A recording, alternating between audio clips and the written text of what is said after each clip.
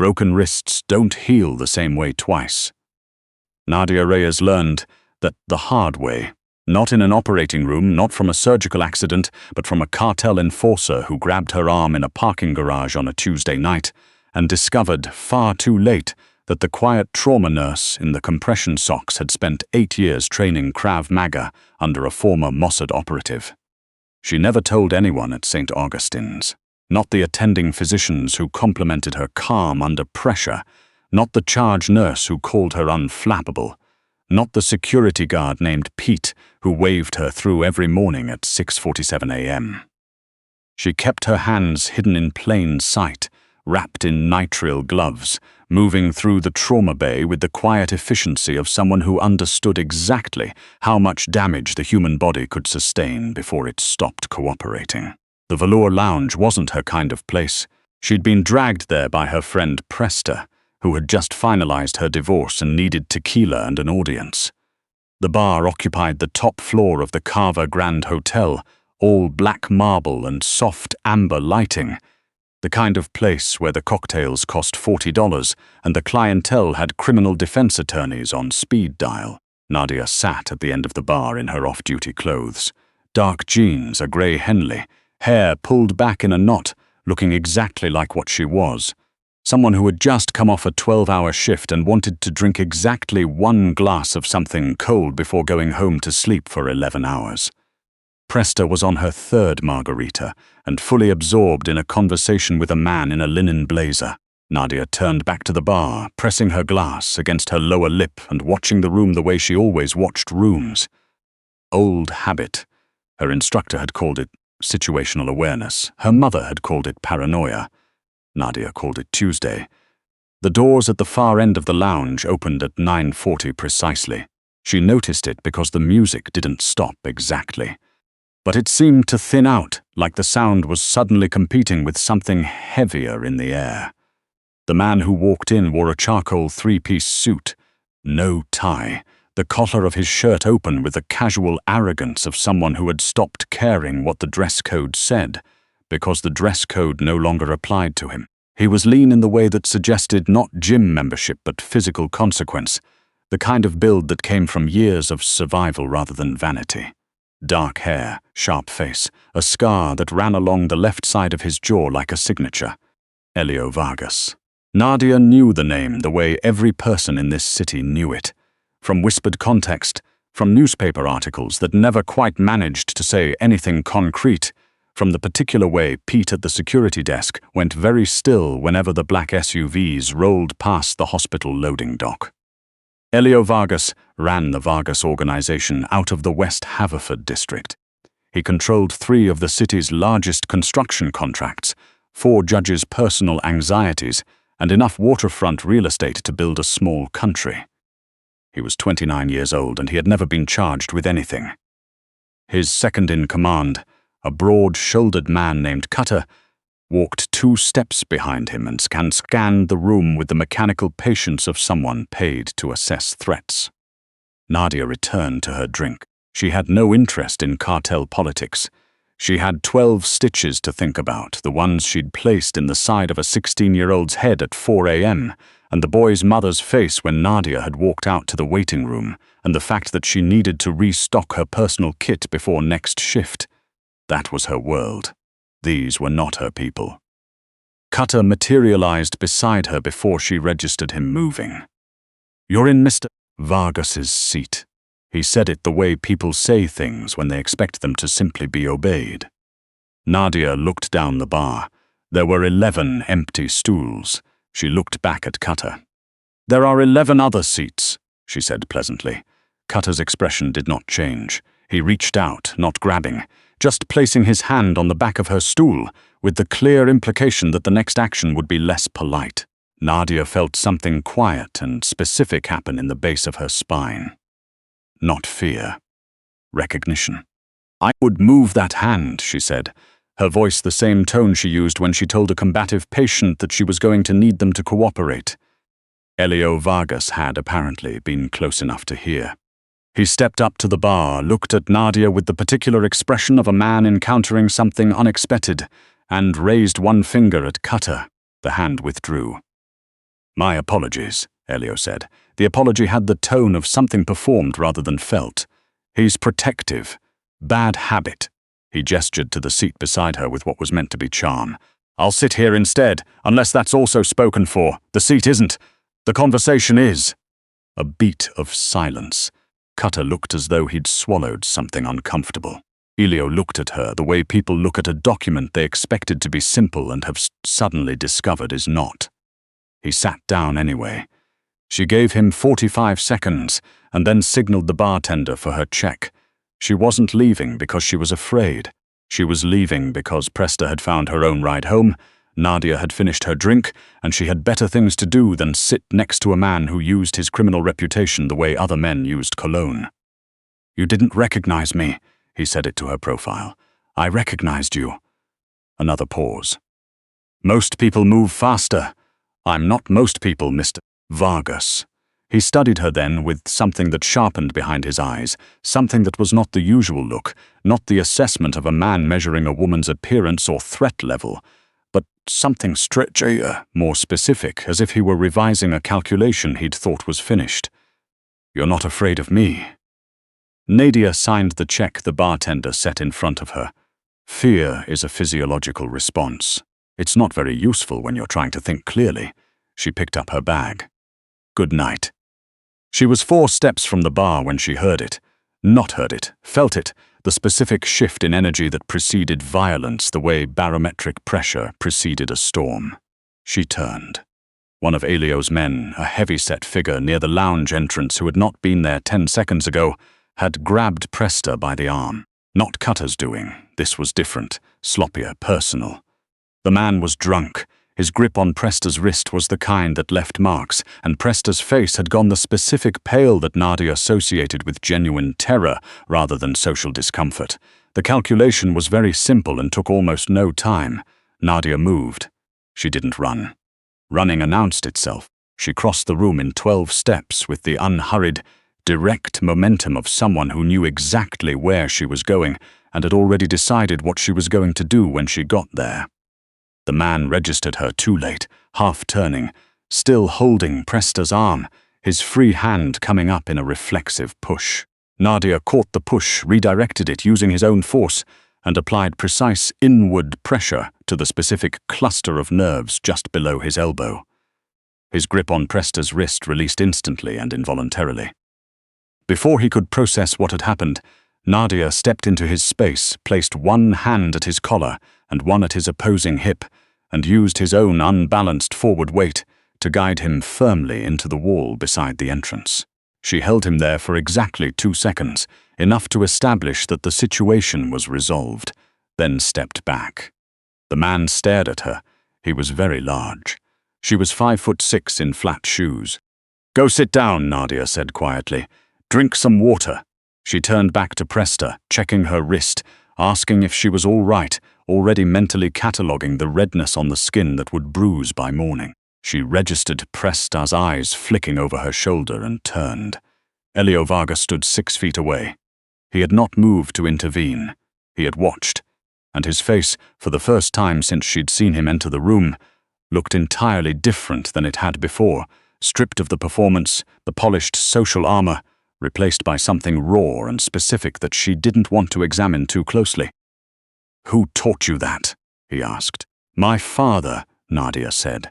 He didn't like the neighborhood we grew up in. Elio looked at the man still flattened against the wall, then back at her. That wasn't luck. No. That was training. Yes.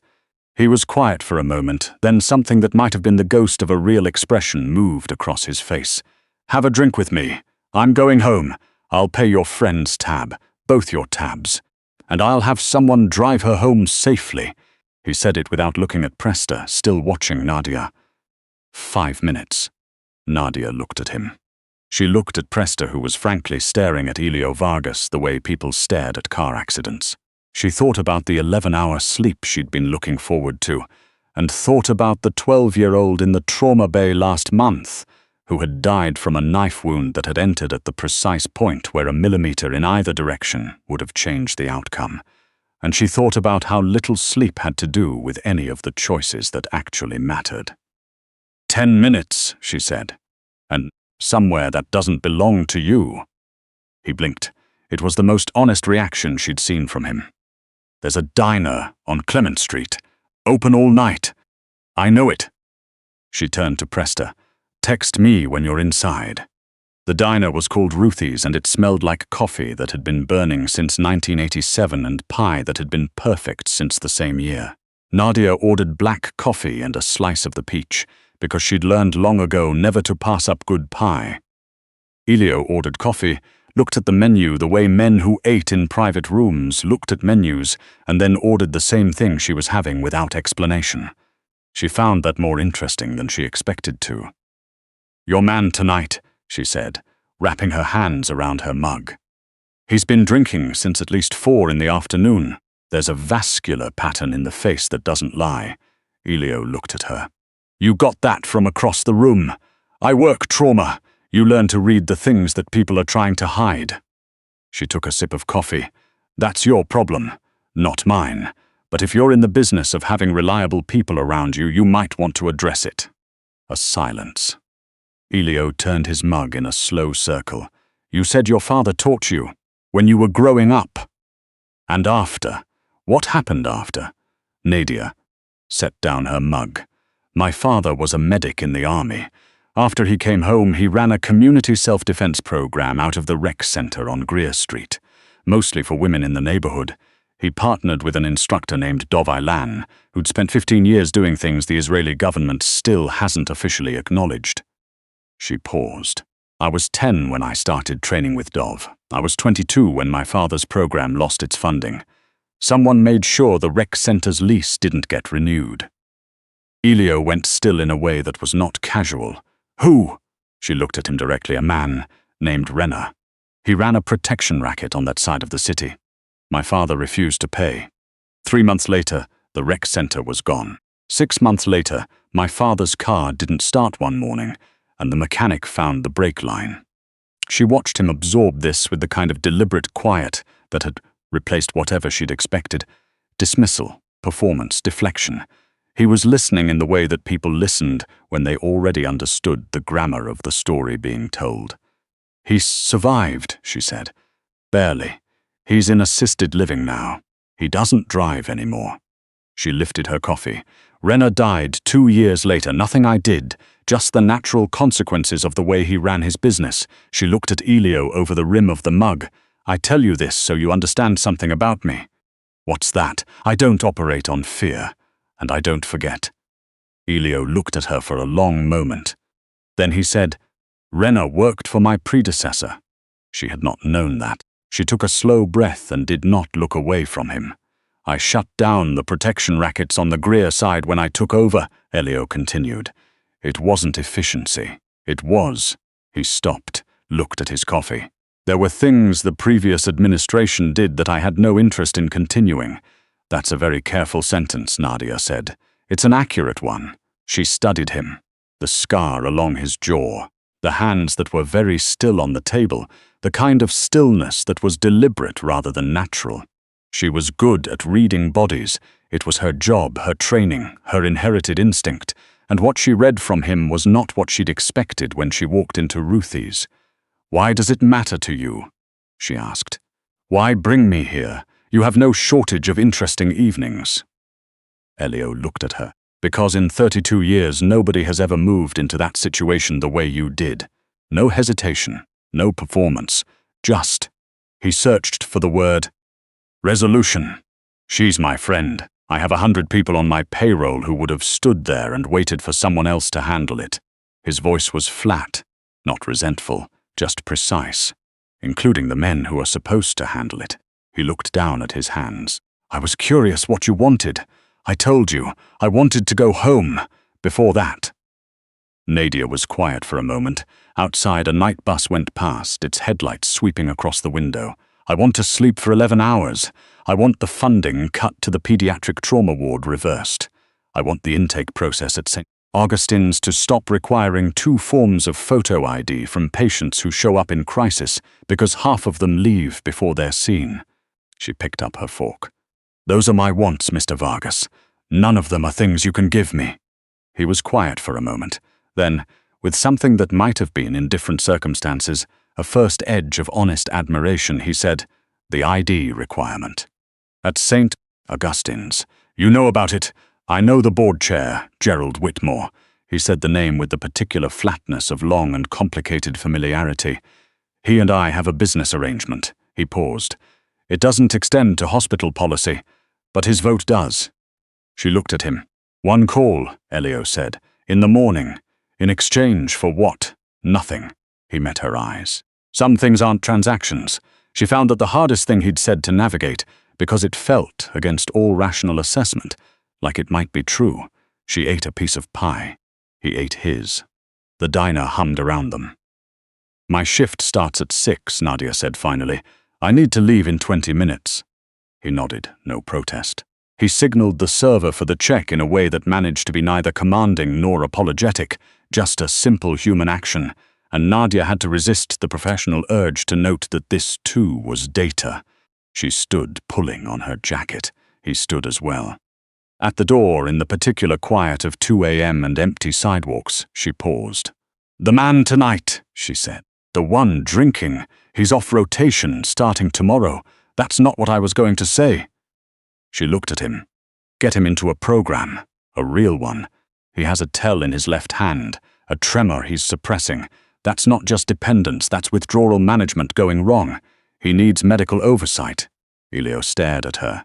In the yellow light of the diner window with the city quiet around them, he looked suddenly much younger than the reputation, and much less certain. "I'll see to it," he said. She believed him. She wasn't sure what to do with that.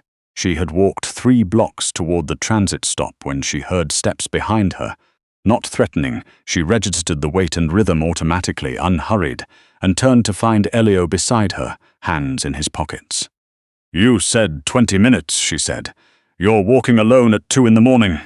I'm capable of walking alone at 2 in the morning. I know." He kept pace with her. "I wanted the air."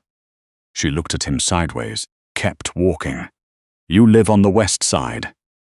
"I also lived in this neighborhood when I was 12, he said, looking up at the street signs with an expression she couldn't fully read. "My mother worked the night shift at the laundromat on Hennessy. I used to walk home from school this way." He paused. "Before." She didn't ask before what. She'd heard enough stories with befores in them to know they didn't need prompting. They walked half a block in silence. "The pediatric trauma ward," he said. "The funding cut. Who made the decision? County budget. There's a line-item review committee." She glanced at him. "Don't what? Whatever you're calculating right now." He almost smiled. "I was going to say I know 3 of the 5 committee members." "That's not how I want things fixed." "How do you want them fixed?" She thought about it honestly, the way she thought about clinical decisions, clearly without sentiment, looking at what was real. "I want them fixed in ways that stay fixed, that don't create new debts or new leverage, that don't require someone on a committee to be afraid of you." She looked at the transit stop ahead. "I realize that's not how your world works." "No," he said, "it's not." He stopped at the corner, hands still in his pockets, the glow of the streetlight catching the edge of that jaw scar. "But I used to know what that felt like, wanting something to be clean." She studied him for a long moment, the way she studied a chart that wasn't adding up the way it should, looking for the thing she was missing. "You're not what I expected," she said. "What everyone expects. The performance you do at the Velour Lounge." He looked at the sidewalk. "That version of me is useful, and this version." He looked up. "Apparently it walks women to the transit stop at 2 in the morning and asks about hospital budget committees." She was quiet for a moment. The bus appeared down the block, its lights approaching. Elio, first name. She watched him register it. "If you make that call to Whitmore about the ID policy, yes, then we're even." We weren't uneven. "I know," she said. "That's why it matters." The bus stopped. She stepped on, turned once to look at him through the glass as the doors hissed shut. He was standing exactly where she'd left him, hands in his pockets, watching the bus go with an expression that her clinical training told her was the specific look of a person recalibrating something they thought they'd already settled. She faced forward as the bus pulled away and told herself firmly that she was going home to sleep for 11 hours, and that was that. Her phone buzzed at 2:19 a.m. She looked at the screen, an unknown number, a single line of text. "Whitmore will hear from me at 8. Vargas." She stared at it for 3 seconds. Then she typed back, "Don't be late. He's a light sleeper." She turned off her screen. Outside, the city moved past the window, all its dark geometry and late-night motion, and Nadia Reyes pressed the back of her head against the cool glass and thought about a man who had walked her to a bus stop just to be in the air of a neighborhood where he used to be something smaller and less dangerous, and apparently still missed. She thought about debts that weren't debts, about fathers, about the specific weight of choosing to do something the clean way in a world that mostly didn't. She thought about 12 stitches in the side of a 16-year-old's head, and the pediatric ward and the 100 small wars that got fought in 12-hour increments by people who never made the front page of anything. She thought about broken wrists and how they healed, about the ones that healed stronger and the ones that healed wrong, and the difference between the two being almost entirely a question of what you did in the days right after the break, when everything was still uncertain and the bones were still deciding what shape they were going to take. At 2:31 a.m. she got off at her stop, walked the 4 blocks home in the dark without incident, let herself into her apartment, and was asleep before 3 a.m. Her phone lit up at 8:14 a.m. with a message from the charge nurse at St. Augustine's. "Did you hear? Someone called Whitmore about the ID intake issue. Board's meeting next week. What did you do?" Nadia looked at it. She thought about what to say. She thought about the diner and the pie and the way a very dangerous man had looked at a street sign like it was something he'd left behind and wasn't sure he deserved to still want. She typed back, "Not me, but I'll take it." She set the phone down and got up to make coffee, and outside the window the city was doing what cities did, loud, complicated, completely indifferent, and entirely, stubbornly full of people making small decisions that tilted the whole thing, 1 degree at a time, toward or away from something better. Nadia Reyes had 12 hours before her next shift, and a world that kept generating more problems than any one person could reasonably solve, and she had learned a very long time ago that the only way to live in that world without going under was to solve the ones that were in front of you, cleanly, completely, and without waiting for someone else to take the first step. She poured her coffee. She thought, once, about the scar along his jaw and the boy who used to walk home through this neighborhood, and the man who had become, in the intervening years, something complicated and unresolved. She drank her coffee. She went to work.